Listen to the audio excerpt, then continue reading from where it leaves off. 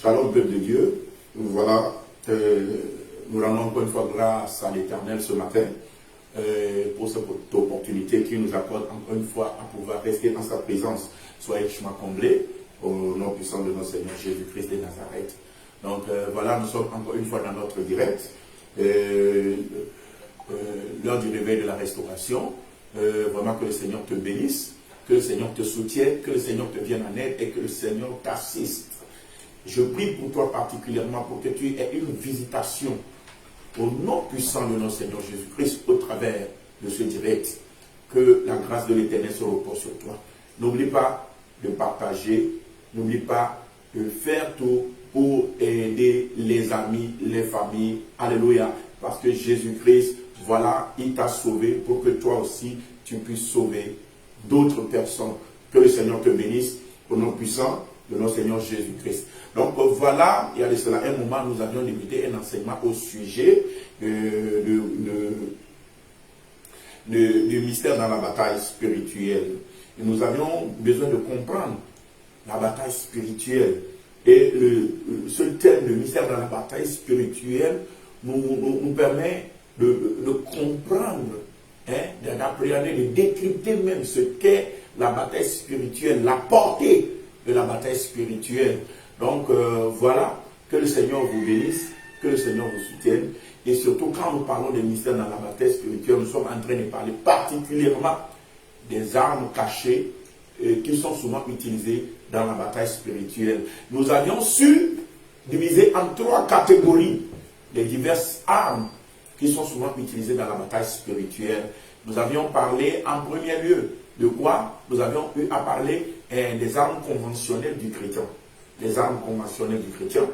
Il y a la deuxième partie des armes qui est constituée des armes liées aux éléments. Et il y a la troisième catégorie des armes qui sont les armes de la lumière. Voilà, nous sommes en train de parler sur les armes liées aux éléments. Et ceci te permet de comprendre la bataille autour de toi. Ceci te permet de saisir la bataille autour de toi. Et ceci te permet de savoir ce que tu dois faire en face de la bataille spirituelle. Parce que souvent, il est bon, il est beau de savoir que l'ennemi est en train de faire ceci, en train de faire cela. Mais maintenant, comment combattre? Comment contre-attaquer? Comment prier? Qu'est-ce qu'il faut dire? Qu'est-ce qu'il faut faire? Vous voyez, la Bible dit, le Seigneur dit dans la parole, mon peuple périt par manque de connaissances. Donc voilà, nous voulons étoffer les bagages des chrétiens du corps de Christ à pouvoir tenir ferme dans les batailles et à remporter les victoires. Que vraiment le Seigneur vous bénisse au nom de Jésus-Christ. Donc voilà, nous avions parlé de l'élémentaire, on a terminé avec cela. Maintenant, nous voulons parler toujours des armes liées aux éléments. Mais de quoi nous allons parler aujourd'hui? Nous allons toucher du doigt le ciel. Le ciel. Quand nous parlons du ciel, nous savons que le ciel est subdivisé en 3 niveaux. Il y a le premier ciel, il y a le deuxième ciel, il y a le troisième ciel. Le premier ciel, c'est l'atmosphère, là où se trouvent les nuages. Le deuxième ciel, c'est les firmaments. C'est les firmaments. Et je voulais parler de là, au-delà de l'atmosphère, là où se trouvent les constellations, y compris les constellations, alléluia, constituent ce que nous appelons le deuxième ciel. Et le troisième ciel, comme nous le savons, c'est là où réside notre Dieu, l'Éternel créateur du ciel et de la terre. Donc voilà, comme nous sommes en train de le dire, on ne va pas rentrer dans ces détails-là. On ne va pas rentrer dans tous ces détails-là. Parce que je veux un enseignement concis ou qui soit au niveau de tout le monde, afin que vraiment on puisse l'utiliser pour faire quelque chose de très important. Donc ce qui fait qu'on va simplifier d'une certaine façon afin que cela soit à la portée de tout et chacun de nous. Donc vraiment que le Seigneur vous bénisse. Donc en parlant du ciel, qu'est-ce que nous voulons dire? Je voulais avant tout dire que le ciel est souvent utilisé dans la bataille spirituelle. Et comme je suis en train de le dire, le ciel est utilisé comme arme dans la bataille spirituelle. Donc on ne peut pas combattre, faire la bataille spirituelle sans distinguer la portée du ciel dans la bataille spirituelle. Plus particulièrement quand nous voulons combattre contre la sorcellerie, nous ne pourrons jamais le faire sans toucher du doigt. Nous ne pourrons jamais le faire sans toucher du doigt, comme je suis en train de le dire, le ciel. Parce que le ciel est un élément très très important dans la bataille contre la sorcellerie. Et je vous dirais même aujourd'hui que le ciel est un élément aussi fondamental dans la bataille contre les esprits des eaux. Quand nous sommes en train de parler de la bataille contre de la destinée, la bataille de la destinée, ce que l'homme doit devenir, ce que l'homme doit être, ce que doit être la finalité de l'homme, c'est également une bataille qu'on ne peut pas aborder sans connaître en réalité l'influence du ciel sur notre destin. Donc la bataille du destin, la bataille contre les esprits des eaux et particulièrement la bataille contre la sorcellerie sont des batailles que nous pourrons mener et vaincre si nous comprenons valablement le ciel, l'influence du ciel, la portée du ciel dans la bataille. Nous allons faire une première lecture. Nous allons lire dans le livre de Juges, Juges 5, le verset 20. Nous lisons dans le livre de Juges, Juges 5, le verset 20. Là, la parole de Dieu déclare: des cieux ont combattu. De leur sentier, les étoiles combattirent contre Sisera. Que le Seigneur bénisse sa parole. Nous réalisons encore une fois la parole du Seigneur. Juge 5, le verset 20. Des cieux ont combattu. De leur sentier, les étoiles combattirent contre Sisera. Que le Seigneur bénisse sa parole. Donc, comme nous sommes en train de le lire, de le dire ici, la Bible est en train de dire ici comment les cieux ont combattu. Nous sommes en train de parler des armes, les mystères concernant les armes. Nous sommes en train de parler des armes liées aux éléments. Et ici, la Bible nous dit les cieux ont combattu. De leur sentier, les étoiles ont combattu contre Sisera. Quand nous montons dans le verset 19, nous voyons que les rois de Canaan, les 5 rois de Canaan se sont unis à Megiddo pour combattre le peuple de Dieu, pour emporter des butins. Et ils étaient prêts à livrer la bataille là et à être vainqueurs. Parce qu'ils avaient les atouts, tous les atouts de leur côté. Ce qui a fait que l'armée d'Israël était en dispersion. Et il y avait même plus une armée proprement dite. Le chef de l'armée d'Israël à l'époque, qui ne pouvait absolument plus rien, et c'était une femme qui était dans l'obligation, par la voix du Seigneur, de prendre le devant pour que Israël aille livrer bataille. Or que nous savons que dans le corps d'armée d'Israël, il n'y avait pas de femmes. Mais à voir comment Israël fut humilié et qu'il n'y avait plus quelqu'un qui puisse s'élever, c'est une femme, alléluia, par la voix du Seigneur, qui s'est levé par la prophétie et qui a pris le devant de l'armée pour aller combattre. Et la Bible nous dit que quand ils sont partis sur le champ de la bataille, puisque c'est une personne spirituelle, il s'agissait là de Déborah, la Bible dit que les cieux combattirent. Les étoiles sur leur sentier ont combattu. Pourquoi? Parce que Israël avait au devant de lui un homme spirituel, ou bien une femme spirituelle, qui amenait le devant de la bataille, afin de pouvoir délivrer le peuple de Dieu. Donc là, nous voyons clairement comment le ciel peut combattre, clairement comment les étoiles, les astres peuvent combattre. Et c'est de quoi nous voulons parler. Parce que souvent, les cieux combattent contre nos vies. Souvent, les astres combattent contre nos vies. Mais puisque nous ne connaissons pas, nous ne savons pas, alors nous sommes détruits.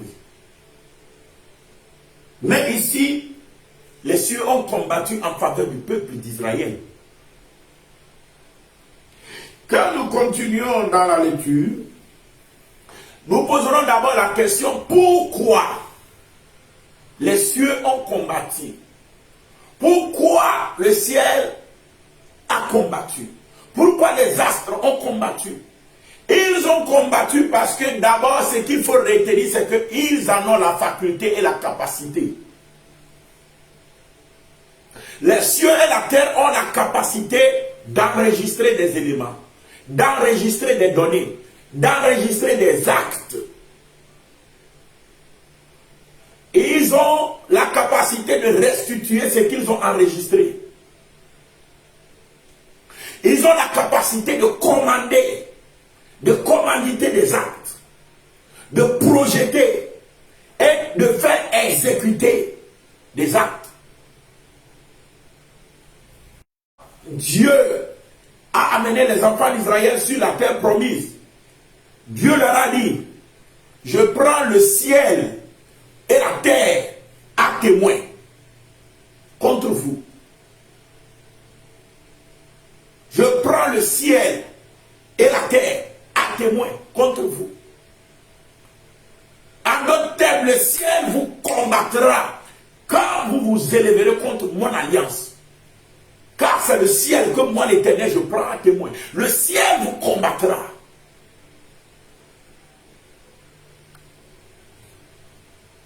Le ciel a cette faculté guerrière-là. Et cette faculté guerrière est largement utilisée dans le domaine de la sorcellerie, dans le domaine de la magie noire, de la magie blanche, dans le domaine de cette pernicieuse aujourd'hui pour attaquer les vies.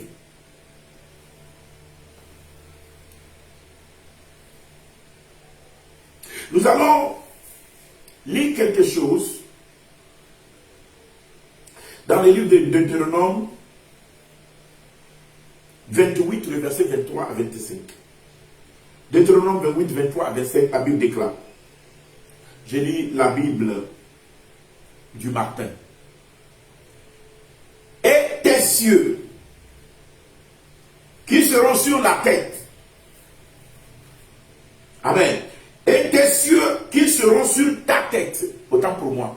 Si tu avais 8 secondes, il faut lire dans 8 secondes et continuer avec moi. C'est pratiquement la même chose. Et tes cieux qui seront sur ta tête seront des reins. Et la terre qui sera sous toi sera de fer. L'Éternel te donnera au lieu de la pluie, tel qu'il faut à ta terre, une poussière menue et une poudre qui descendra sur toi des cieux jusqu'à ce que tu sois exterminé. Et l'Éternel fera que tu seras battu devant tes ennemis. Tu sortiras par un chemin contre eux et tu t'enfuiras devant eux par 7 chemins. Et tu seras vagabond par tous les royaumes de la terre. Que le Seigneur bénisse sa parole. Donc, la Bible, le Seigneur dit ici à Israël qu'il sera exterminé. Parce que le ciel refusera le ciel versera sur lui une poudre de poussière jusqu'à ce qu'il soit exterminé. Alléluia. Et il fuira devant l'ennemi. Il prendra 7 chemins pour fuir devant l'ennemi. Amen. Et il sera vagabond et errant par tous les royaumes de la terre. Pourquoi? Parce que le ciel est en train de le combattre. Et voilà ce que Dieu dit clairement à son peuple. Il dit, quand vous ne serez pas avec moi, quand vous ne ferez pas ce que vous devez faire, voilà, c'est le ciel qui vous combattra. Le ciel au-dessus de vous sera d'airain. Et le ciel vous résistera. Alléluia. Quand on parle du ciel ici, le premier ciel, c'est le premier ciel qui produit la pluie. Il dit, tu refuseras la pluie. Le premier ciel te combattra. Le deuxième ciel, c'est là où se trouvent la lune, le soleil, les astres. Le deuxième ciel aussi peut te combattre. Alors il n'y aura que la chaleur, la contusion, il n'y aura que des maladies, il n'y aura que le dessèchement. Le soleil te fera la guerre, les étoiles te feront la guerre. Donc ici, dans la guerre avec le roi des Canaan, la Bible dit les cieux ont combattu, c'est-à-dire pas le premier ciel seulement, pas le deuxième ciel seulement, mais tous les 3 cieux ont combattu.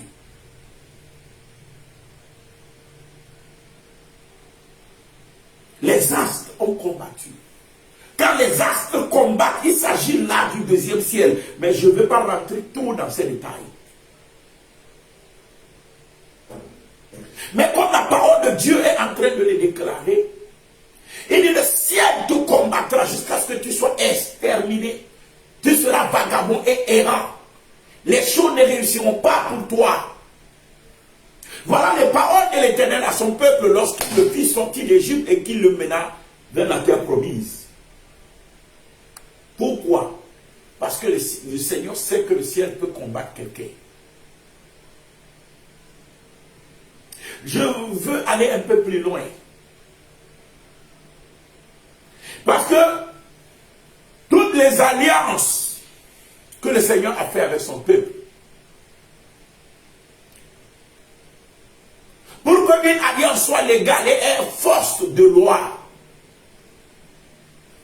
quand l'alliance est entre 2 personnes, c'est bon. Mais il faut un témoignage. C'est-à-dire un arbitrage.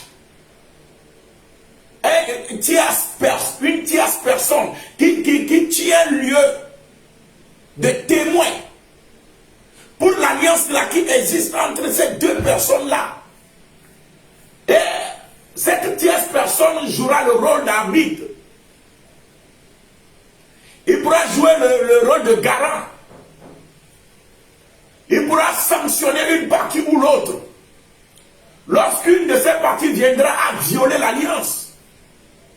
Par toutes les alliances que le Seigneur a fait avec son peuple, il a souvent pris quoi? Le ciel comme témoin.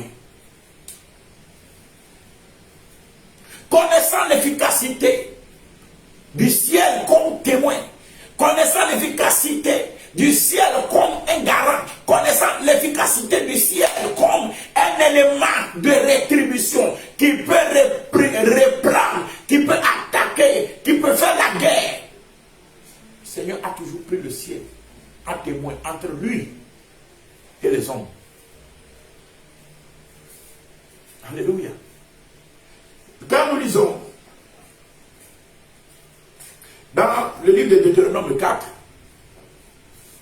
le verset 25 à 26. Deutéronome 4, verset 25 à 26.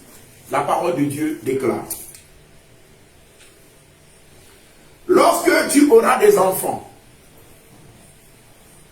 et des enfants de tes enfants, et que vous serez depuis longtemps dans le pays,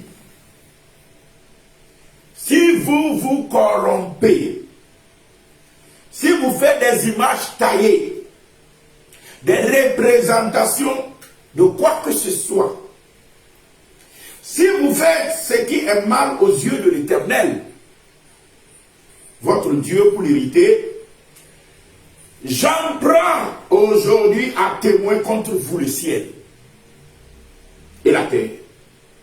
Vous disparaîtrez par une mort rapide du pays dont vous allez prendre possession au-delà du Jourdain. Vous n'y prolongerez pas vos jours, car vous serez entièrement détruits. Vous disparaîtrez par une mort soudaine, par une mort rapide. Et vous serez entièrement détruits. Lorsque vous irez auprès des pierres taillées, des images, à noter, lorsque vous vous livrerez à l'idolâtrie,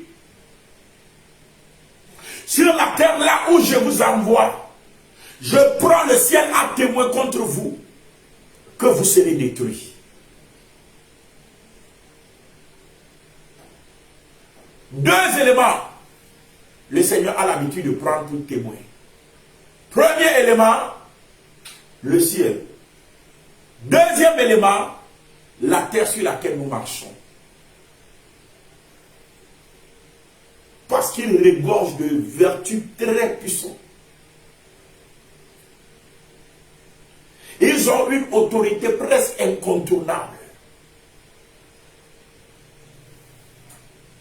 Tu ne peux en aucun cas réussir sur une terre qui te rejette.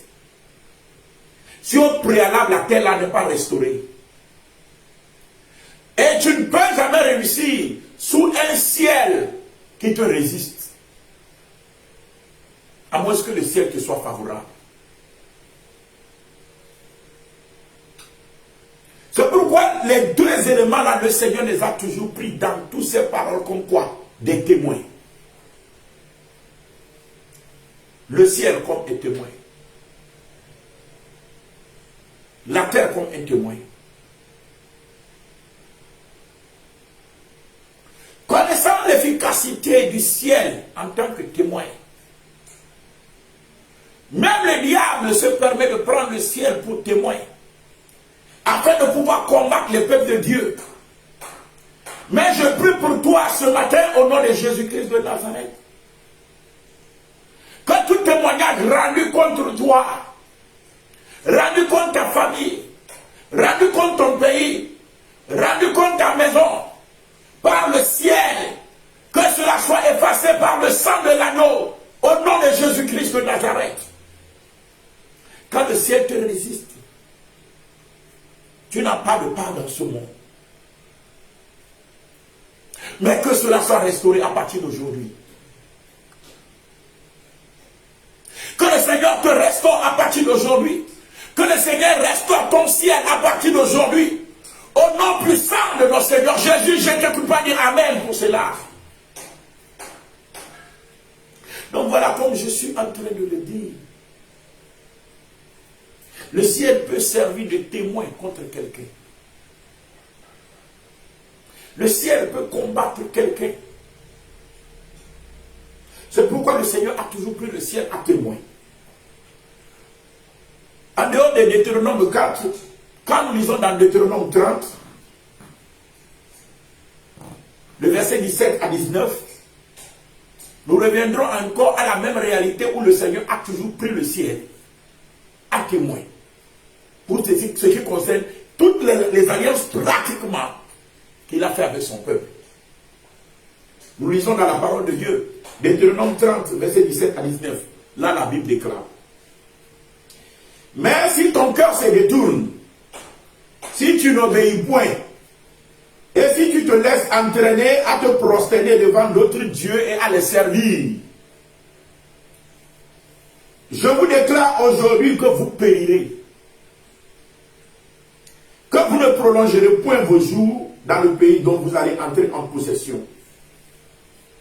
Après avoir passé le Jourdain. J'en prends aujourd'hui à témoin contre vous le ciel et la terre. Voyez encore. Voyez encore. J'en prends aujourd'hui à témoin contre vous le ciel et la terre.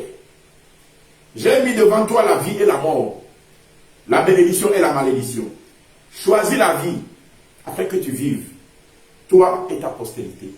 Choisis la vie afin que tu vives, parce que tu ne prolongeras pas tes jours.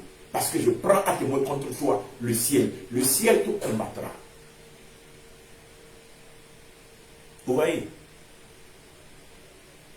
Le ciel est un élément fondamental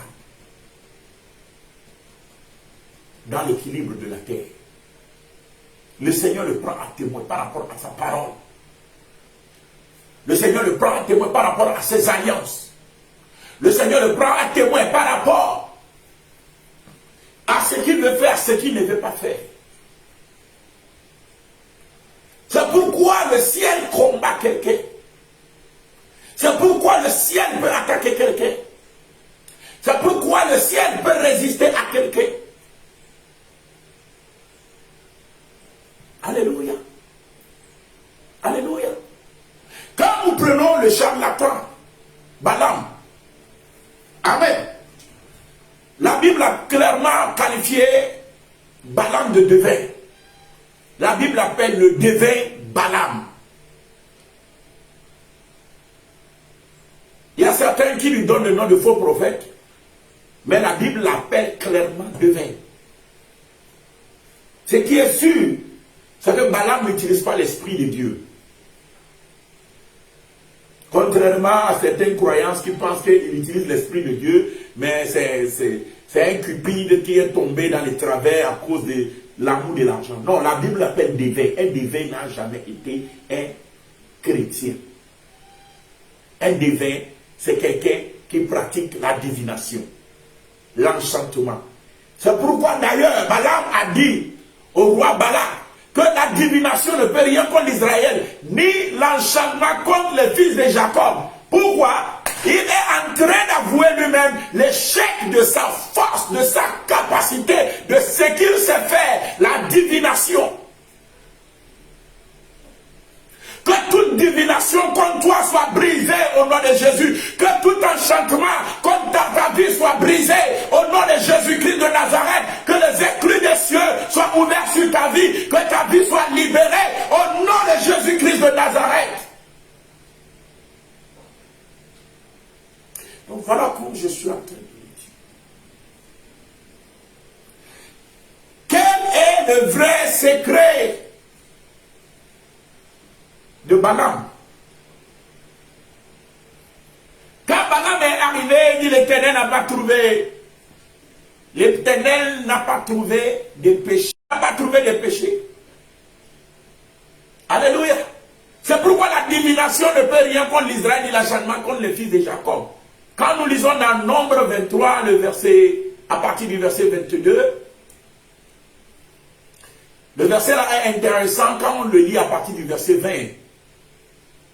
Amen. Balaam a clairement signifié que l'Éternel ne trouve pas de péché en Israël.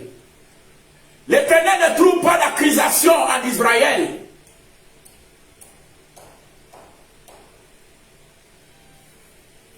Alléluia. Quel est le secret de la force de Balaam? Balaam utilisait la force de Baal-Péor et de d'autres divinités encore.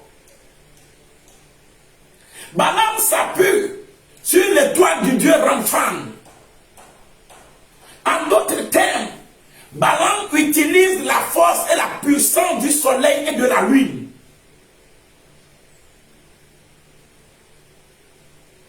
Balaam utilise la force de la lune et du soleil. Balaam utilise le ciel pour combattre quelqu'un. Puisque la particularité du soleil, de la lune et du ciel, c'est d'être témoin des actes, c'est d'enregistrer des actes.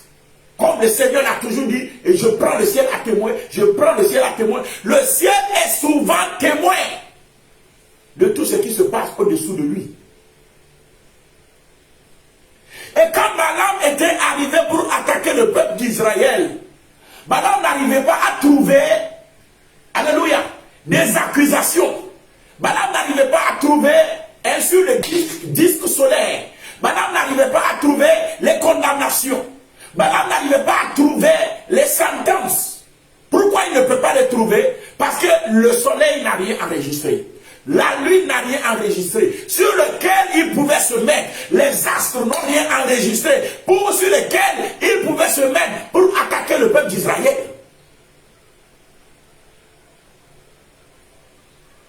Balaam utilisait la puissance du zodiaque. Il utilisait également la force des esprits des eaux. C'est comme les grands charlatans. Ils ont beaucoup de vaudou. Ils ne s'appuient pas sur un seul vaudou, mais ils ont beaucoup de vaudou. Mais une des forces de Balaam, c'est les astres. C'est les astres. Et il s'est appuyé sur les astres. Parce que la divinité là qu'on appelle Moloch, c'est une divinité, alléluia, qui est en lien fort avec le soleil. Celui qui adore Moloch adore et sacrifie au Dieu soleil. Amen.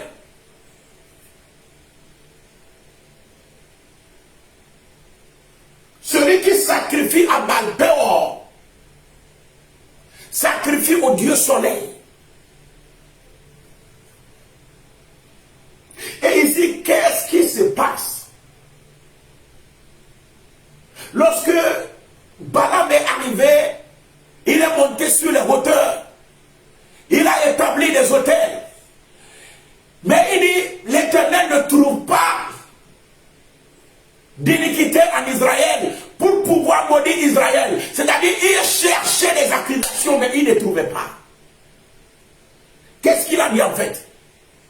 Alors il dit au peuple, il dit au roi Balak, au roi de Moab, il lui dit, il faut tout faire pour séduire ces gens-là avec quoi? Hein? L'idolâtrie, afin qu'ils se prosternent devant les vaudous. Et quel vaudou? Devant les statues du soleil. Amen. Baal-Péor, devant qui les enfants d'Israël se sont prosternés. Quand vous lisez dans le livre des Actes, la Bible parle de quoi? La Bible parle de l'étoile du Dieu Ramphan. La Bible dit, ils se sont prosternés devant l'étoile du Dieu Ramphan. Amen. En d'autres termes, la divinité par laquelle Balaam a fait qu'on a séduit les enfants d'Israël, c'était l'étoile de Ramphan. C'était une divinité céleste. Alléluia. C'est en relation avec le soleil.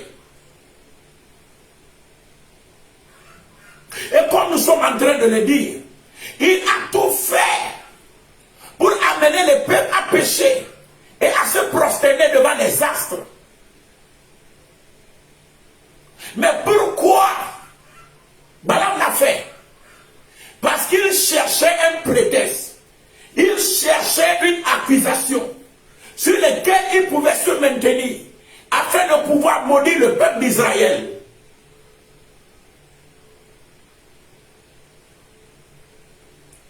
Et ce qui est intéressant ici, vous allez voir que Balaam voulait utiliser le Dieu soleil pour détruire le peuple d'Israël. C'est pourquoi tous ceux-là qui sont tombés dans les travers et se sont prosternés devant Baal-Péor, le Seigneur a recommandé à Moïse. Dieu dit à Moïse que le peuple s'est prosterné devant Baal-Péor. Donc tous ceux-là qui l'ont fait, prenez-les et pendez-les devant le soleil, en face du soleil.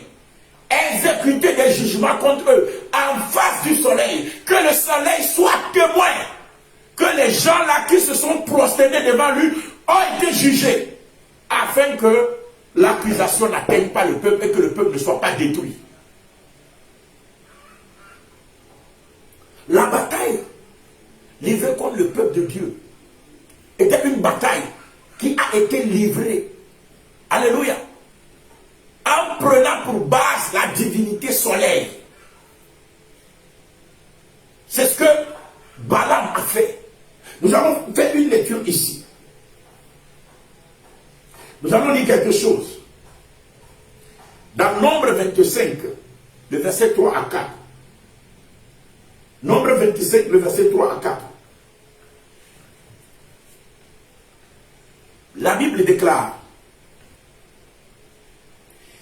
Israël s'attacha à Baal-Péor, et la colère de l'Éternel s'enflamma contre Israël.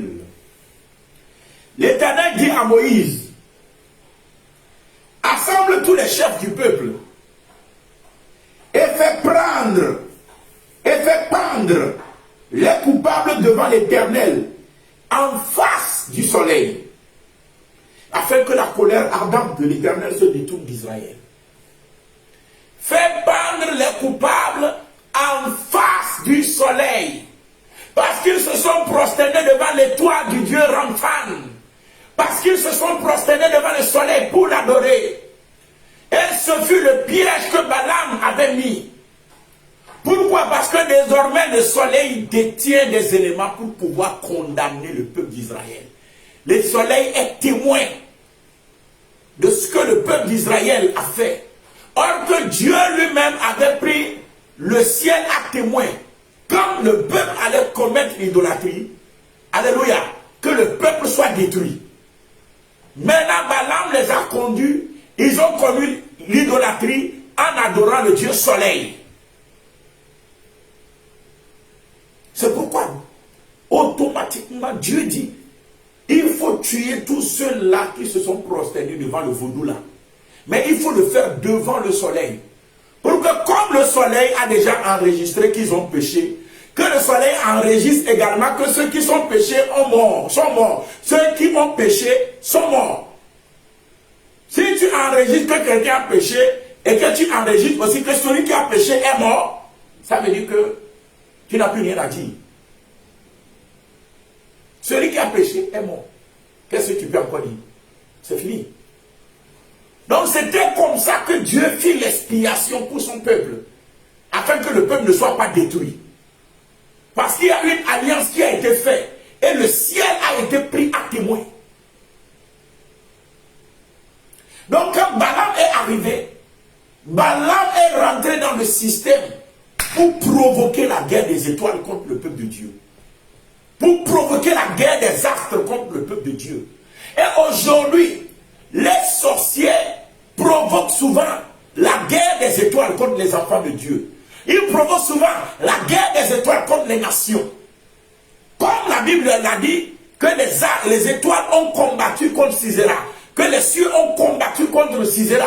De la même façon, aujourd'hui, les astres sont mis en contribution pour attaquer le peuple de Dieu. Les astres sont mis en contribution pour attaquer les maisons, les peuples, les familles. Mais je prie pour toi, au nom de Jésus-Christ de Nazareth, que tout décret astral, toute condamnation, tout jugement, tout ce que les astres ont retenu contre toi, qui fait qu'aujourd'hui, le ciel te combat, le ciel est devenu derrière pour toi, au nom de Jésus-Christ de Nazareth, tout cela est brisé dans ta vie, brisé dans ta vie, au nom de Jésus-Christ de Nazareth. Je déclare les écluses des cieux plutôt ouverts et favorables pour toi, au nom de Jésus-Christ de Nazareth, que toutes ces programmations-là soient effacées et annulées, au nom de Jésus. J'ai prié.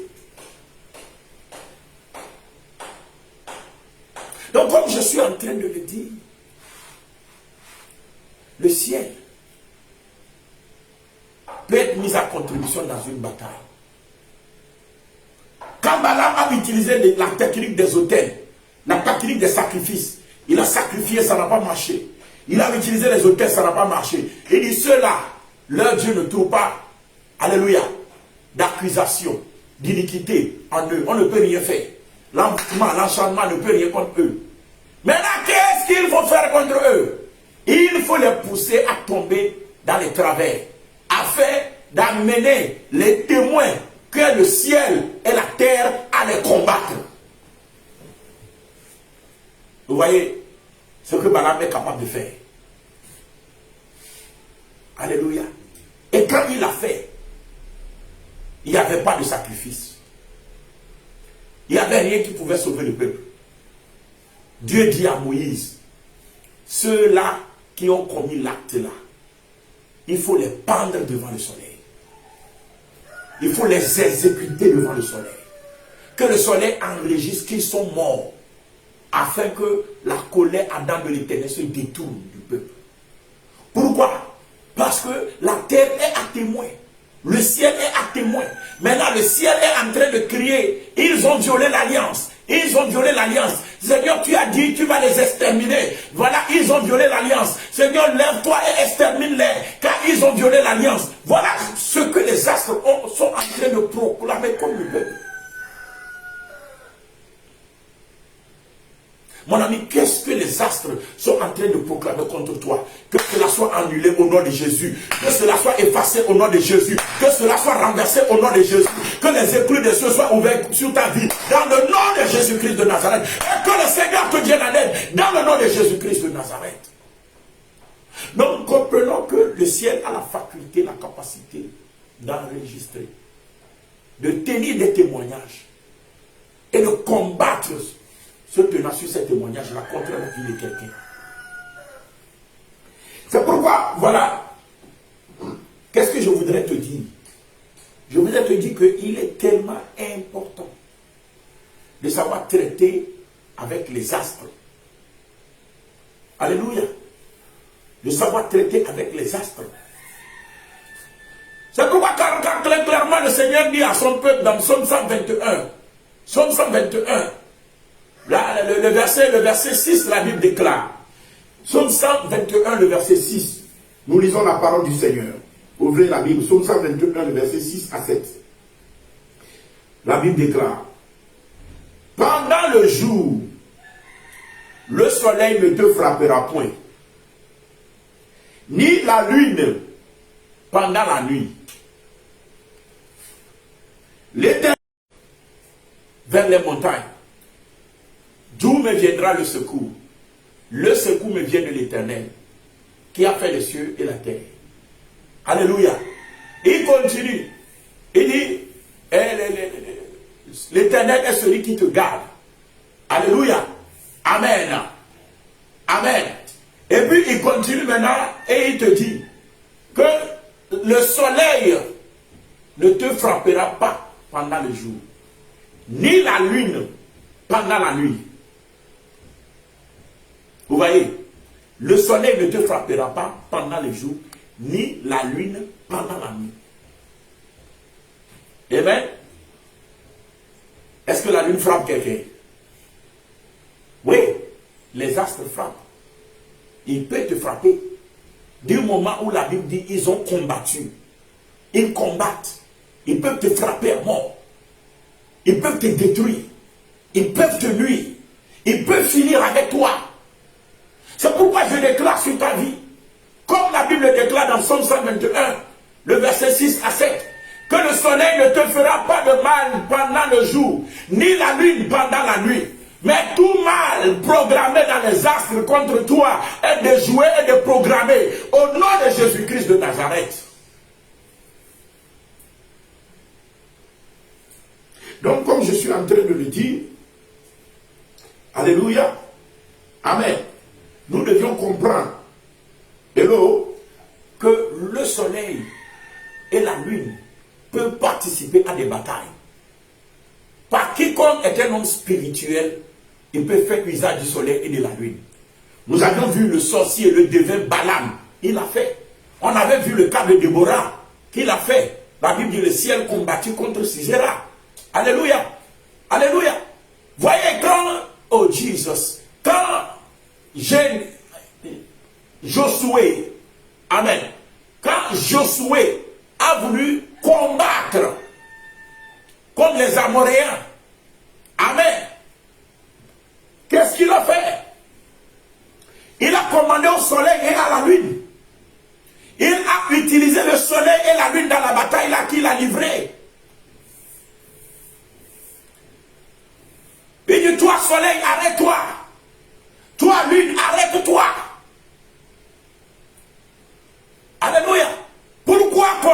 commanda-t-il au soleil? Pourquoi commanda-t-il à la lune? La lune, le soleil et le ciel sont des éléments importants dans le témoignage des actes que quelqu'un a posés ici-bas. C'est pourquoi le Seigneur lui-même prend le soleil à témoin, il prend la lune à témoin. Maintenant, Josué a pris le soleil et la lune à témoin contre les Amoréens. Pourquoi il a pris le soleil et la lune à témoin contre eux? Il a fait parce que lorsque vous remontez l'histoire, vous allez voir que Abraham, amen, quand Dieu l'amena sur la terre promise, Dieu lui a dit, tu ne pourras pas le posséder maintenant. Parce que le péché de ce peuple n'est pas encore à son comble. Leur péché n'est pas encore à son comble. Donc tu ne peux pas posséder la terre là maintenant. Mais ta progéniture sera esclave dans un autre pays pendant 400 ans. Après cela, je les ferai remonter. Parce que c'est en ce moment-là que le péché des Amoréens sera à leur comble. Amen. En d'autres termes, le soleil et la lune qui enregistrent les péchés ont enregistré que le péché des Amoréens est à son comble. Maintenant, le soleil et la lune sont en train d'ordonner la mort des Amoréens. C'est pourquoi lorsque Josué est arrivé sur la terre promise, il dit, toi soleil, arrête-toi ici. Toi lune, arrête-toi ici. Avant qu'il ne fasse la bataille. Pourquoi? Parce qu'il sait que le soleil et la lune sont en train de témoigner contre les Amoréens. C'est pas qu'il a commandé envers, mais le soleil crie. Le péché de ces gens-là est à ce comble. Donc ils doivent périr, ils doivent mourir, ils doivent périr, ils doivent mourir. Donc le soleil est en train de témoigner contre eux. La lune est en train de témoigner contre eux. Et Josué, pour faire la guerre, il arrive, il dit, toi soleil, arrête-toi, ne t'en aille pas. Toi lune, arrête-toi, ne t'en aille pas. Jusqu'à ce que la vengeance soit totale. La vengeance de qui? La vengeance de l'Éternel. Quand vous lisez bien l'écriture là-bas, la Bible n'a pas parlé de victoire, mais la Bible n'a pas parlé de guerre, mais la Bible dit jusqu'à ce que la vengeance, je veux vraiment aller en profondeur maintenant. Amen. Notre direct prochain, je vais aller en profondeur. Et nous allons voir des exemples explicites. Et nous allons voir des prières explicites. Je t'assure. Alléluia. Nous sommes souvent combattus par des choses que nous ne connaissons pas. Le corps de Christ, ce n'est pas le manger, le boire. Mais c'est la vie par l'esprit. Et la vie par l'esprit suppose que tu es conduit par l'esprit et que l'esprit t'a ouvert les yeux afin que tu connaisses ce qui s'attache à ton appel. C'est pourquoi tous ceux qui sont dans l'ignorance périssent. Parce qu'il a dit, mon peuple périt par ignorance. En d'autres termes, tu connaîtras la vérité t'affranchira. Que le Seigneur vous ouvre les yeux. À partir d'aujourd'hui, le ciel ne te combattra plus, mais le ciel te sera favorable. À partir d'aujourd'hui, tout mandat que la lune a reçu, tout mandat que le soleil a reçu, tout mandat que les astres ont reçu, je déclare au nom de Jésus que Jésus-Christ a payé le prix à ta place, afin qu'au nom de Jésus-Christ de Nazareth, tous ces mandats-là soient caducs. Que le mandat que le soleil a reçu contre toi soit caduc. Que le mandat que la lune a reçu contre toi soit caduc. Au nom de Jésus-Christ, que toute programmation soit annulée. Je déclare ta vie libérée. Au nom de Jésus-Christ de Nazareth, que le Seigneur te bénisse. Prochainement, nous allons rentrer en profondeur. Et nous allons voir comment l'homme pourra se libérer, alléluia, de l'emprise de la sorcellerie, des sectes ésotériques, de toute puissance maléfique. Surtout quand il y a des attaques qui viennent de ces choses-là. Que le Seigneur vous bénisse. Shalom à vous. Bonne journée à vous. Nous allons prier. Je vais prier avec vous au nom puissant de notre Seigneur Jésus. Dieu de gloire, nous bénissons ton Seigneur. Que ton nom soit loué, que ton nom soit élevé. Il faut répéter avec moi. Papa, je bénis ton Seigneur. Parce que tu m'as racheté.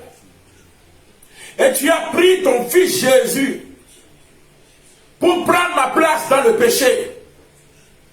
Il s'est chargé de toutes mes iniquités. afin que toutes les condamnations qui me sont siennes viennent sur lui. C'est à cause de cela que la 6e heure, quand il était midi, Jésus-Christ a été crucifié. Afin qu'en face du soleil, il essuie les condamnations, il essuie les jugements à ma place.